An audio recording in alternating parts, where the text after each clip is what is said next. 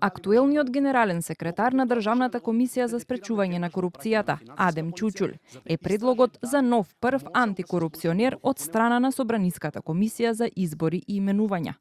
Комисијата едногласно гласаше за Чучул како прворангиран од 10 кандидати кои го минаа филтерот на селекционата комисија. Најдобро рангиран кандидат од спроведеното интервју е Адем Чучул, дипломиран правник со положен правосуден испит од Скопје, кој е прв на ранг листата и доби најголем број на бодови, односно 96,5 бодови. Во своето интервју пред Собраниската комисија, Чучул потенцираше дека веќе 20 години работи во ДКСК.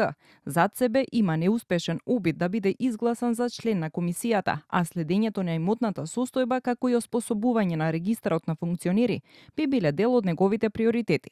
Што би рекол еден колега поранеше, со едно копче да знаеме дали еден пратеник еве да му се споредат примањата и изголемувањето на имотот, дали можел да го купи.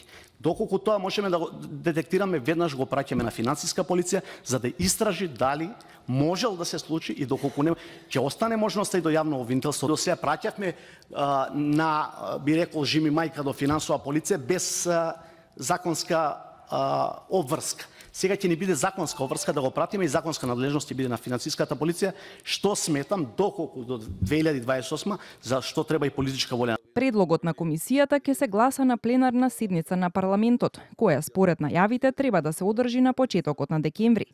Огласот за нов прв антикорупционер беше објавен летово, откако поранешната председателка Татјана Димитровска си поднесе оставка по обвиненијата кои ги доби за одавање службена тајна и фалсификување на компјутерски сертификат.